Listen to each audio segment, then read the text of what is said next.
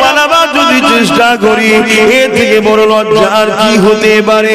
সামান্য যদি ঝড় থেকে আমরা পালাবার চেষ্টা করি, এর থেকে বড় লজ্জা কি হতে পারে? অথচ আল্লাহর ওলিদেরকে দেখো, তারা জিন্দেগিটা কাটিয়ে দিয়েছে আল্লাহর জন্য, রাসূলের জন্য কাটিয়ে দিয়েছে।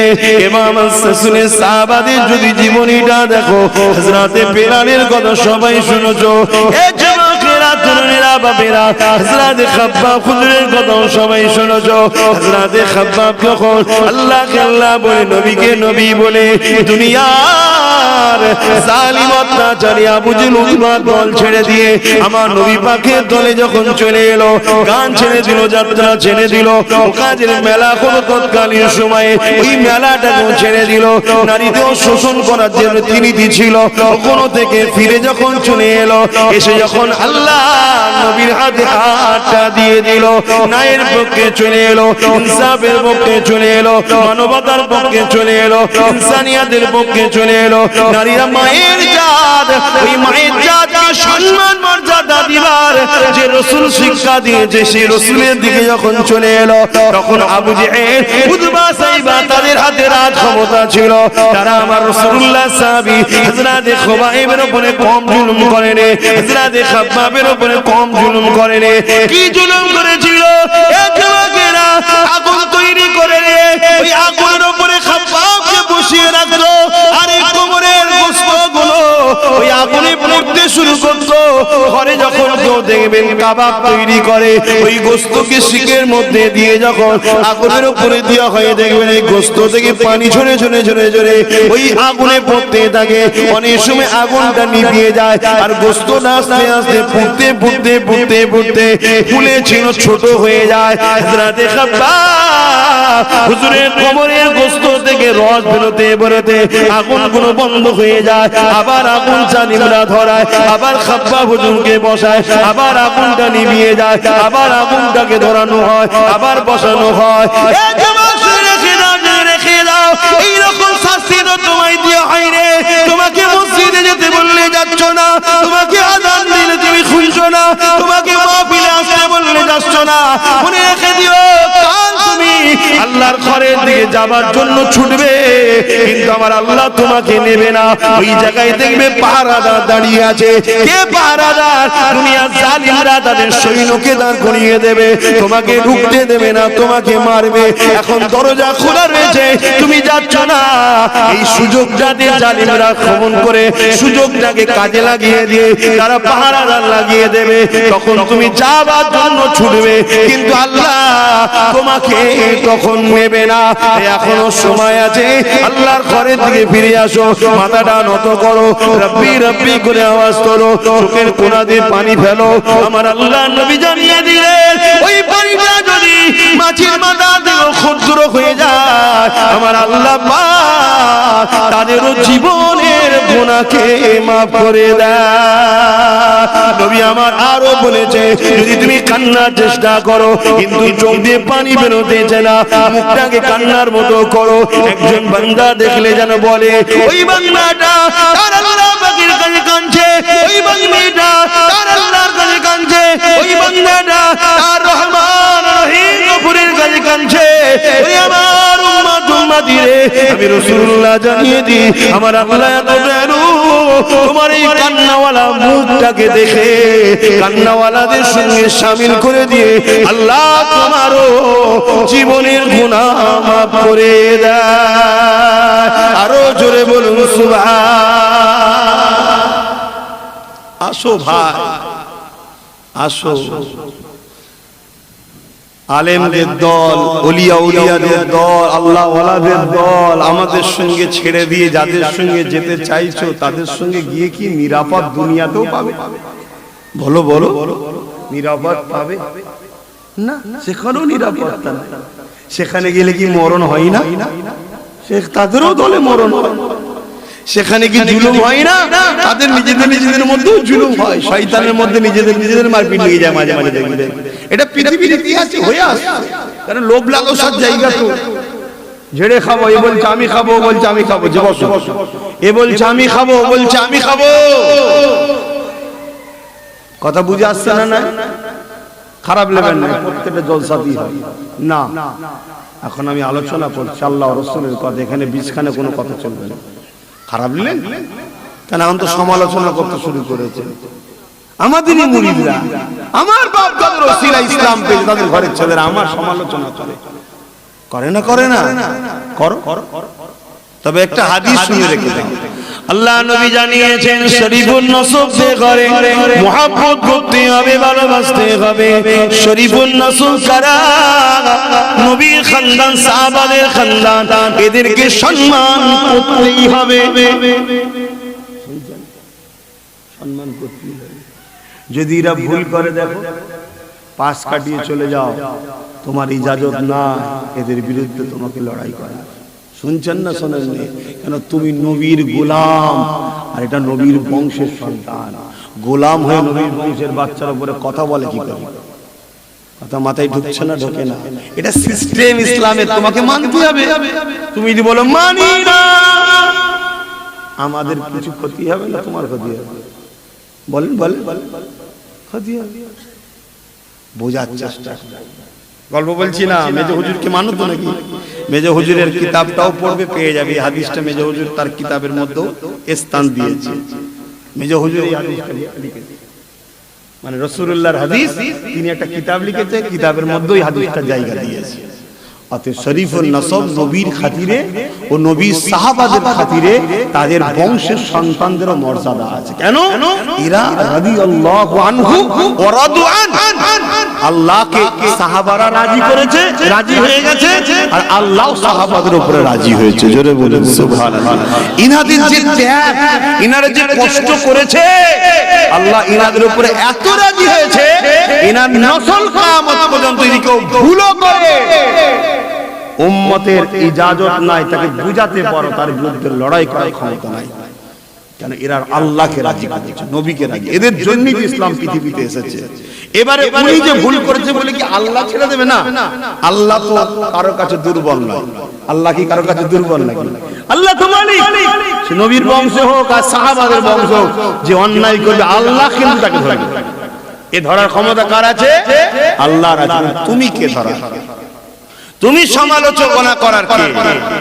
এখন সমালোচনা হচ্ছে না হয়নি? হচ্ছে।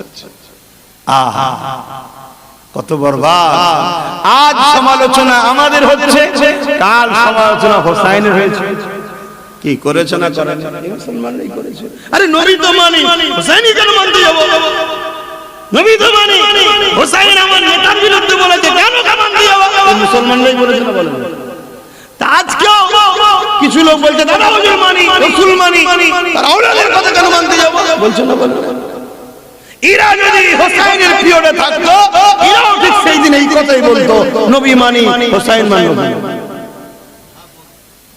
অতএব বাপ বোঝো, লাফালাফি বেশি ভালো নয়, বেশি লাফালাফি ভালো নয়। কখন টুক করে ডাক আসবে, পট করে চলে যাবে। যাবার পরে এবার কি মুখ দেখাবে? কিয়ামতের দিন তোমার বাপ দাদা নানা কেউ আছে নাকি তোমাদেরকে বাঁচাতে পারবে? কথা বলো, আরো দল আছে? ওখানে একজনই দাঁড়াবে, মুহাম্মদ রাসূল। জোরে বলুন সুবহানাল্লাহ। ওই মুখটাকে দেখলেই আল্লাহর রাগ ঠান্ডা হয়ে যাবে। জোরে বলুন সুবহানাল্লাহ। তার খানদানের সঙ্গে দুশমনি রেখে আর কিয়ামত দিন তার সাফাত নেবে নাকি? যদি বলো নবী তো অনেক দয়ালু, নবী অনেক দয়ালু, কিন্তু আল্লাহ যদি তোমার সাথে নবীর দেখা না করায়, আল্লাহ যদি তোমার সঙ্গে নবীর দেখা না করায়, ঘুর পথ এলে চলে যাবে। হযরতে নূহ আলাইহিস সালামের ছেলেকে বাপের সামনে আনবে না, ঘুর পথ থেকে নিয়ে আল্লাহ জাহান্নামে দেবে। কেন? যত আমার নবী, সে কাল আবদার করতেই পারে আল্লাহ আমার বাচ্চা, কিন্তু দেখা হবে না। তাহলে তোমার সঙ্গে যদি দেখা না হয়, কেন এত লাফাচ্ছ? ভয় লাগে না যে কাল যদি মরণ হয়ে যায় কি জবাব দেবো কবরে? আর কবরে তো হয় জান্নাতের বাগান হবে, নাই 99টা সাপ। আল্লাহ যেন আমাকে হিফাজত করে, আমাদেরকে হিফাজত করে। বলুন আল্লাহুম্মা আমিন। সবাইকে আল্লাহ নাজাত দেন। বলুন আল্লাহুম্মা আমিন। নাজাতের রাস্তা যেন আল্লাহ দেখিয়ে দেন। বলুন আল্লাহুম্মা আমিন। দরুদ শরীফ আল্লাহুম্মা সাল্লি আলা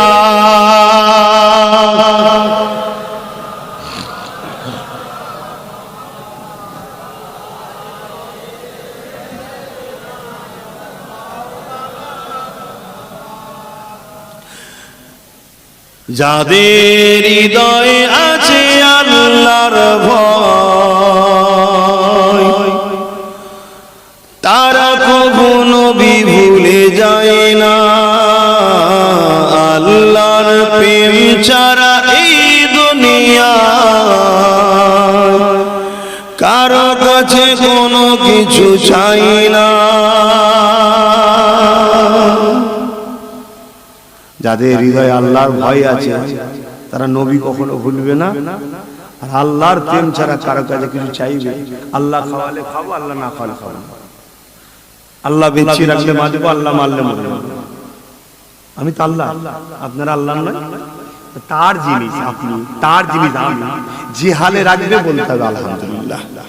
কি হযরতে ফাতেমা তাজহারা রাদিয়াল্লাহু তাআলা আনহা 3 দিন খাওয়া হয়। হযরতে মাওলা আলী রাসূলুল্লাহ জামাই, আর ফাতেমা হুজুর রাসূলুল্লাহ শরীরের টুকরো, শরীরের টুকরো। তার মানে জোরে বলুন সুবহানাল্লাহ। শরীরের টুকরো ফাতেমা তাজহারা রাদিয়াল্লাহু তাআলা আনহা জান্নাতি নারীদের সরদারিনী। যত আমার মা শুনছো, যদি জান্নাতে যেতে চাও ফাতেমা আম্মাকে ভালোবাসো, ফাতেমা হুজুরকে ফলো করো। ফাতেমা হুজুরের জীবনী কেন ঘরে পড়ো, তোমাদের জান্নাতি রানীদের সরদারিনী হবে। তোমাদের সরদারিনী তুমি জীবনী জানো মা? হ্যাঁ আমার বোনেরা জানো? যদি জানো তো পড়ো। আমার বোনেরা ফলো করছো কাকে? কাকে ফলো করছো? যাদের চরিত্র ঠিক নেই তাদেরকে তোমরা ফলো করছো। তোমরা আমার নবীর ঘরের মেয়ে, নবীর ঘরের উম্মতির ঘরের মেয়ে, তোমরা তো ফলো করবে ফাতেমা তাজহারা হুজুরকে, যিনি তোমাদের সরদারিনী। জান্নাতে তোমাদের মাথার উপরে যিনি থাকবে, যার ওসিলায় তোমরা জান্নাতে যাবে মেয়েরা। জোরে বলুন সুবহানাল্লাহ। হযরতে ফাতেমা তাজহারা হুজুর, হযরত আলী হুজুর সংসার হচ্ছে। একদিন 3 দিন খাওয়া হয়। হযরত আলী হুজুর বলছে, ফাতেমা তুমি আমার সংসারে আসলে, আল্লাহর হুকুম ছিল, তোমার আব্বা দোনোজাহানের বাদশা আমার সাথে তোমার নিকাহ দিয়েছে, বিবাহ দিয়েছে। জীবনে কোনোদিন তুমি আমার কাছে কিছু শখ করো, শোনেন, জীবনে কোনোদিন আমার কাছে কোনোদিন মুখ ফুটে চাওনি। শখ বলে না যে আমার জন্য আজকে এটা কিনে নিয়ে আসবেন, ওটা কিনলে, শখ বলে না। শখ করাটা হারাম। যদি কোনো স্ত্রী তার স্বামীকে বলে, তবে স্বামীর আওকাত দেখে বলতে হবে। স্বামী ইনকাম করে 500 টাকা ডেলি কি 200 টাকা ডেলি, তাকে তুমি এমন কথা বলেছো যেটা ডেলি 5000 ইনকাম করে যারা, তাদের দ্বারা হয়তো দেওয়া সম্ভব নয়। এটা অন্যায় হবে। তাহলে কি হবে? তোমার স্বামী চিন্তিত হবে। আর স্বামীকে চিন্তা করে ফেলা, এক তো আখিরাত খারাপ, আর দুনিয়ায় কি হবে বলো তো? ওই চিন্তায় বাজারে যাবে, চিন্তায় রাস্তা পার হবে, আল্লাহ না করে অ্যাক্সিডেন্টে চলে যাবে। তো ছিল যাই হোক, কানা খোড়া একটা ধরেছিলে, এবার কাকে ধরবে? অতএব ভালোবাসায় তার আওকাত দেখে বলতে হবে। স্বামীদেরকে বলি, আল্লাহ নবী বলেছে, আমার রাসূলের হাদিস, কিন্তু আমরা সবটা মেনে উঠতে সবসময় পারি না, কিন্তু শোনার পরে একবার হলেও চেষ্টা করবেন। কি রাসূল বলেছে, তোমরা ঘরে যখন ঢুকবে বিবিদের জন্য কিছু না কিছু গিফট নিয়ে যাবে। শুনছো তো? কিছু না কিছু। একটা যদি ফুলের পাতাও লিজে বলে এটা তোমার জন্য নিয়ে আসে, সেও খুশি হবে। রোজ যদি না হয়, যেদিন আমল করবে সেদিন এই আমল করা সওয়াব হবে। জোরে বলুন সুবহানাল্লাহ। আমার নবী কত সুন্দর শিখিয়েছে বলো তো। আর বিবিদের ঘরে বলেছে কি, যখন তোমার স্বামী আসবে তুমি তার জন্য অপেক্ষায় থাকবে, আসার সাথে দরজা খুলে তাকে সালাম দেবে, আল্লাহ আপনার উপর রহমত ও শান্তি বর্ষণ করুন, বলুন আল্লাহুম্মা আমিন।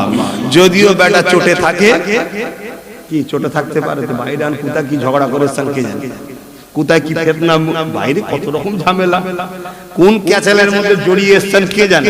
মিজাজ হয়তো হাই ভোল্টেজ হয়ে আছে, কিন্তু নবী এত সুন্দর শিক্ষা দিল, তোমার উপরে আসসালামু আলাইকুম ওয়া রাহমাতুল্লাহি ওয়া বারাকাতুহু, শান্তি রহমত ও বর্ষণ হোক মালিকের আপনার উপরে। কথাটা ভালো না খারাপ?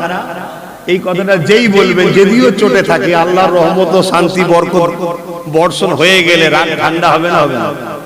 ও তো অমনি বলবে ওয়া আলাইকুম আসসালাম ওয়া রাহমাতুল্লাহি ওয়া বারাকাতুহু। তার মানে কি তোমার উপরেও আল্লাহর রহমত ও শান্তি বরকত নসিব হোক। জোরে বলেন সুবহানাল্লাহ। কত সুন্দর কথা বলেন। দেখার শুরুতেই প্রথম একে অপরের কল্যাণ কামনা করা হয়।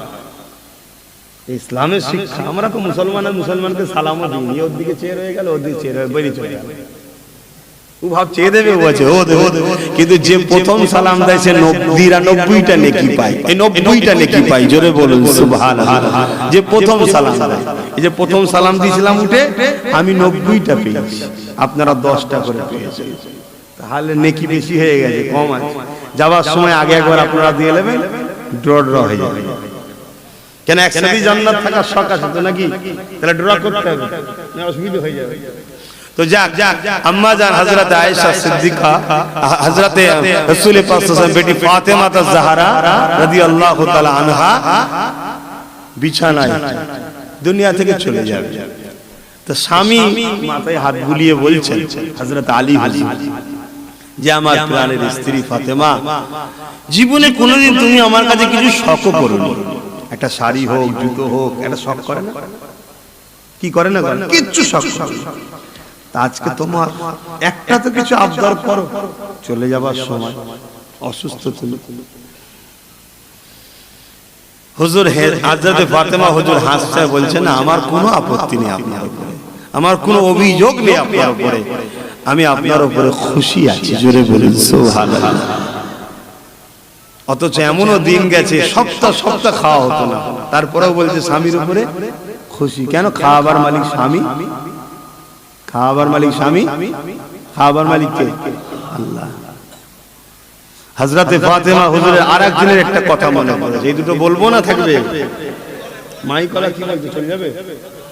আছো এই দুটো একটু বলেলি কেন? আমার মা বোনগুলো একটু শোনো, আজকে সংসারে যে কি হচ্ছে আল্লাহ জানে। কি কোন রকম তালি তাপ্পা দিয়ে রাখা হচ্ছে।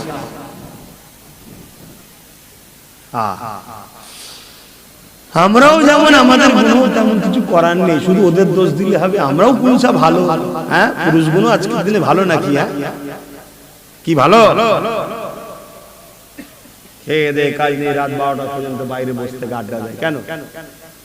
ঘরে স্ত্রী বাচ্চারা নাই, তাদের সঙ্গে বসে একটু গল্প করলে তো হয়, সময় দিলে তো হয়। তো ভাই বেশি বলার দরকার নেই বাবা, দাওয়াত কমিয়ে দেবে শেষকালে। দাওয়াত বাড়বে।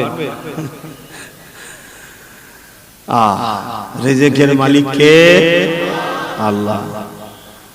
হযরত ফাতেমা হুজুরের আরেক দিনের কথা, হযরত আলী হুজুর কয়েক দিন খাওয়া হয়নি, বলছে ফাতেমা হুজুরকে বলছে আপনি যদি ইজাজত দেন আপনার আব্বার কাছে যাব। কেন? আমার রবির কাছে অনেক নজরানা দিত, নানা রকম খাবার টাবার, নবীকে নজরানা পর্যন্ত। আজকাল এই নজরানা খেলে কিছু লোক ক্রিটিসাইজ করে যে ফুলপুরার হুজুর, বা বিশেষ করে আমাকে আর আমার ভাইটাকে বলে যে হাত বেরিয়ে টাকা লাই। এই কথাকে যারা বলবে নজরানা খেলে ক্রিটিসাইজ করবে, তারা কাফের হবে। কারণ এটা নবীর পছন্দের জিনিস। জোরে বলুন সুবহানাল্লাহ। নবীর পছন্দের জিনিস, মানুষ খুশি কাউকে গিফট দিবা, কেন? তার অন্তরকে খুশি পৌঁছানো, তার থেকে দুয়া ও ফয়েজ পাওয়া যায়। জোরে বলুন সুবহানাল্লাহ। আমাদেরকে লোক দেয় নজরানা দুয়া লিবার জন্য, আর দাদা হুজুরের রূহকে খুশি করার জন্য নজরানা দেয়। জোরে বলুন সুবহানাল্লাহ। কারো কাছে চাওয়াটা নাম নজরানা নয়, ওটা হলো পারিশ্রমিক। কথা বুঝে আসছে? বা কিছু না করে ভিক্ষা চাওয়ার নাম হচ্ছে ভিক্ষা। কথা বুঝে আসছে? গরিবের ঝেড়ে যারা খায় হারাম, তারা আবার ফতোয়া দেয়। হযরত ফাতেমা তাজ-জাহরা হুজুরকে যখন মাওলা আলী বললেন যে তোমার আব্বাকে তো অনেকে নজরানা দেয়, তেনার কাছে যাব, বললেন যান। গেলেন, গিয়ে অনেকক্ষণ বসেছিল, কিছু পাইনি, ফিরে চলে এসেছে মন খারাপ করে। কুরবান যান, কি সংসার তেরা করেছে। তো দরজার গোড়ায় এসে সালাম দিয়েছে হযরত আলী, আর এটাও শুনে রেখে দেন, ঘরের বাইরে থেকে আগে স্বামীকে সালাম দিতে হয়, আসসালামু আলাইকুম ইয়া আহলাল বায়াত। এই বাড়ির মধ্যে যারা আছে তোমাদের উপরে আল্লাহর রহমত ও শান্তি বর্ষিত হোক। কথা বুঝে আসছে? হযরত আলী সালাম দিচ্ছে, হযরত খাতুনে জান্নাত জবাব দিয়েছে, দিয়ে একটা ফাড় দিয়ে দেখছে যে আমার স্বামীর মিজাজটা কেমন আছে, দেখছে মন খারাপ। হযরত ফাতেমা হুজুর জিজ্ঞেস করছে মন খারাপ কেন? বলছে এতদিন সংসার হলো, কোনোদিন পেট ভরে আপনাকে খাওয়াতে পারিনি, বাচ্চা বোনকেও খাওয়াতে পারিনি, তো আপনার আব্বার কাছে গিয়েছিলাম, ওখান থেকে কিছু পেলাম না, খালি হাতে এলাম, তো কি হয়েছে? আপনি তো আমার নবীর সাহাবী, আপনি তো জানেন কোরআনে আল্লাহ কি বলেছে, আল্লাহ দুদিকে আছে, যখন কেউ খেতে পায় আলহামদুলিল্লাহ বলে শুকরিয়া আদায় করলে আল্লাহ তাদের সাথেও আছে, আর যখন কেউ খেতে পায় না সবর করে আল্লাহ তাদেরকে বন্ধু বলেছে। জোরে বলেন সুবহানাল্লাহ। আপনি মন খারাপ করছেন কেন? আল্লাহ যদি খাওয়ায় আলহামদুলিল্লাহ, তখনও আল্লাহ আমাদের সাথে, আর আল্লাহ যদি না খাওয়ায় বলবো শুকরিয়া, সবর করব, তখনও আল্লাহ আমাদের সাথে। হ্যাঁ আমার প্রাণের স্বামী, মন খারাপ করবেন না, হাসি মুখে ঘরে আসুন, আল্লাহ শুকরিয়া আদায় করি। খাবার আনেন না তো কি হয়েছে, আল্লাহ আমার স্বামীকে তো ফিরিয়ে দিয়েছে। জোরে বলুন সুবহানাল্লাহ, আরো জোরে বলুন সুবহানাল্লাহ। আদর্শ দেখুন খাতুনে জান্নাতের, এই আদর্শ পেয়েছে কোথা থেকে? ওনার শিক্ষক আমার রাসূল নবী শিখিয়েছে, বাবা মা খবরদার স্বামীর উপরে কথা বলবে না, কারণ তুমি আমার শরীরের অংশ, ঠিক তোমার মর্যাদা অনেক, তুমি জান্নাতি নারীদের সর্দারিনী হবে, কিন্তু আল্লাহর ফয়সালা হলো স্বামীকে সম্মান করতে হবে, স্বামী হলো তোমার গার্জিয়ান। কি সুন্দর আদর্শ দেখুন। আমি যে কথা বলতে গিয়ে এটাই চলে এলাম, হযরত ফাতেমা হুজুর বললেন তা যান বাজার থেকে একটা সেব নিয়ে আসেন, আপেল নিয়ে আসেন, শখ যখন আপনার, তা যান আজকে আমাকে একটা আপেল খাওয়া। তো হুজুর বড় খুশি হয়ে গেছে, আমার স্ত্রী আজ জীবনে প্রথম আমার কাছে কিছু চেয়েছে, বড় খুশিতে যাচ্ছে। আর হুজুরের কাছে এত সামান্য পয়সা ছিল যে একটাই ফল কিনতে পেরেছে। আমাদের মতো সংসার নয়, এই আল্লাহর পরীক্ষা। দুনিয়ার কায়নাতের সবকিছু ওনাদের জন্যই আল্লাহ করেছে, তারপরও ওনাদের পরীক্ষা দেখালে আমাদের ট্রেনিং। আমাদের মধ্যে কেউ গরিব থাকলে তার মনে সান্ত্বনা হবে, আরে নবী 3 দিন না খেয়ে শুকিয়েছিল, আমি কেন হারাম খাবো? ওই নবীকে দেখে তার মনে সান্ত্বনা দেবে, এজন্য আল্লাহ তিনাকে ওই সিস্টেমটা করিয়েছে। কথা বুঝতে পারছেন? হযরত আলী হুজুর একটাই আপেল কিনেছে নিয়ে আসছে, ঠিক এমন সময় একটা মুসাফির, আল্লাহর রাস্তে আলী আমায় কিছু দাও না, খিদে লেগেছে। ভেবে দেখুন পরীক্ষাটা আল্লাহই তো পাঠিয়েছে, কে পাঠিয়েছে? জীবনে প্রথম স্ত্রী চাইলো, আর স্ত্রী তো স্ত্রী, জান্নাতি রানীদের, নারীদের সর্দারিনী, নবীর শরীরের টুকরো, হাসান হোসেনের আম্মা, যাকে আল্লাহ সালাম পাঠায়, সেই স্ত্রী। তো এই ফলটা নিয়ে ভাবছে কি করব, আমার স্ত্রীকে দেবো না মুসাফির? হযরত আলী মুসাফিরকে ফলটা দিয়ে দিলেন। জোরে বললেন না? আরো জোরে বললেন না? ভেবে দেখুন, এই আলী যদি কিয়ামতের দিনে বলি হুজুর আমাদেরকে একটু দেখেন, ছেড়ে দেবে? জোরে বলেন, ছেড়ে দেবে? আর আলীর দরজা আল্লাহ দিয়েছে না দেয়নি?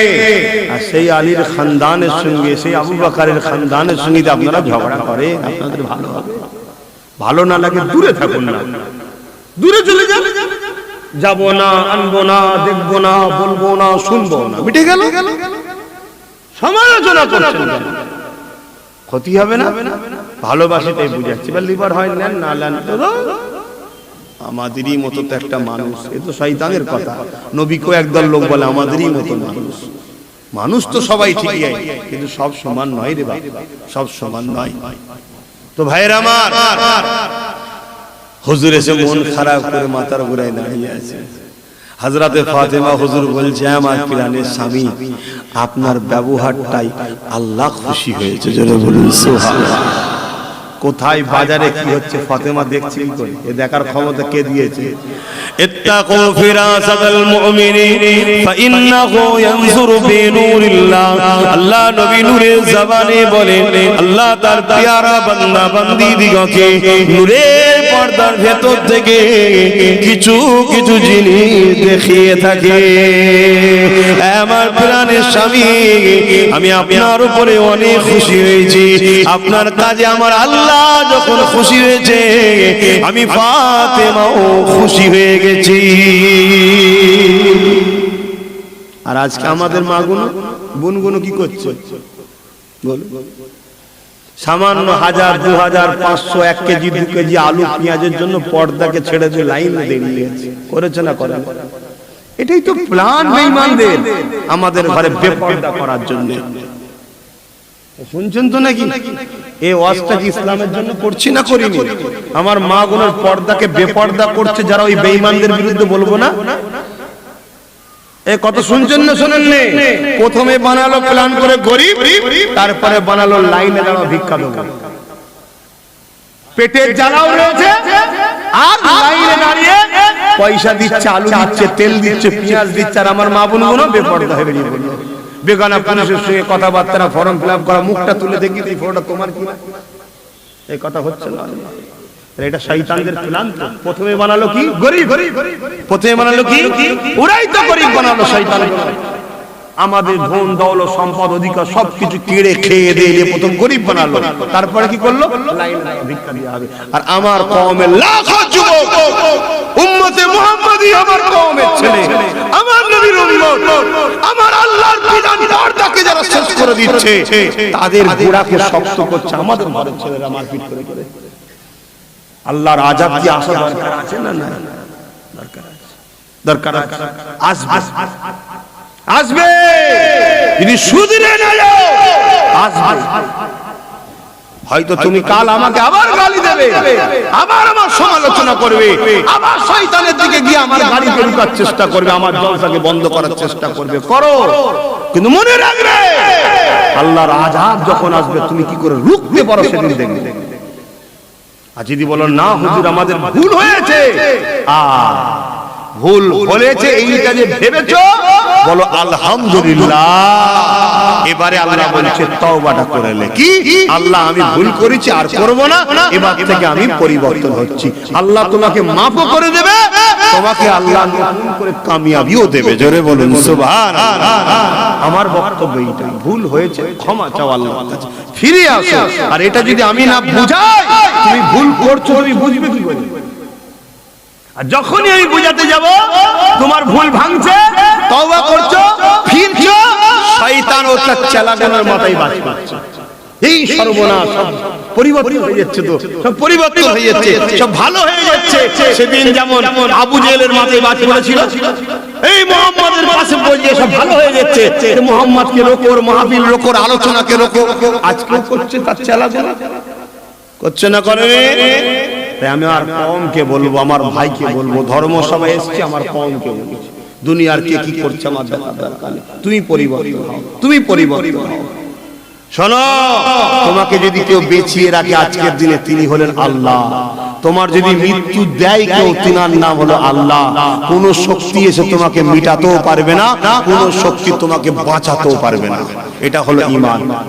এই মানো এই কথা, কোন শক্তি তোমাকে মিটাতে পারবে না, আর কোন শক্তি তোমাকে বাঁচাতে পারবে না। অতএব কেউ বাঁচাবে বলে বিশ্বাস করে তার সাথ যদি দাও, বেঈমান কাফের হবে। আর কেউ যদি মেরে ফেলবে মনে করে, তার থেকে দূরে সরে গিয়ে ভুল রাস্তায় যদি আগিয়ে যাও, তাও তোমার ঈমান যাবে। বাঁচাবার মালিক একজন, মারার মালিক একজনই। তিনি কে? তিনি কে? তবে মনে রাখবে, আমার নবী বলেছে আমার উম্মতরা আখিরি জমানায় শেষ হবে মুনাফিকদের পাল্লায় পড়ে। মুনাফিক কাকে বলে? সূরাতে সকলে বাহ্যিকটা লাগবে আমাদের দরদি, ভেতরটা থাকবে আমাদের দুশমন। একে কি বলা হয়? মুনাফিক।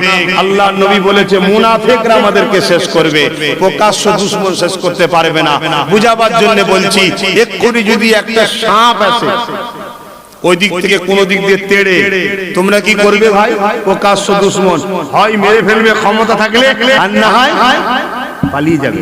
সাপটা তোমায় কামড়াতে পারলো, তোমার ক্ষতি করতে পারলো, কিন্তু একটা কুকুর যদি আস্তে আস্তে আসে, তুমি খুব জোর বলতে পারো, ছি ছি ছি করে তাড়াতে পারো।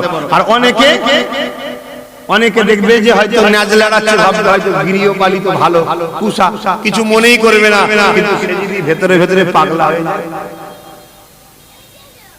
কামড়ালে জানে যাবে না, যাবে না, কথা মাথায় ঢুকছে? এ হচ্ছে মুনাফিক। এ গৃহপালিত ঠিকই, কিন্তু পাগলা হয়ে গেলে বিপদ আছে। এ নাপাক।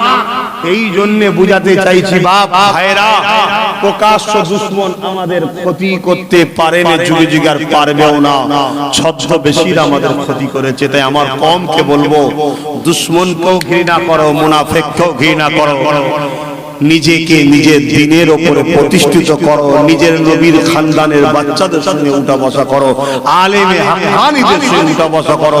তোমরা তো আমাদের সঙ্গে দুনিয়ায় থাকবে, পরকালে আমাদের সঙ্গে জান্নাতে যাবে। জোরে বলুন সুবহানাল্লাহ।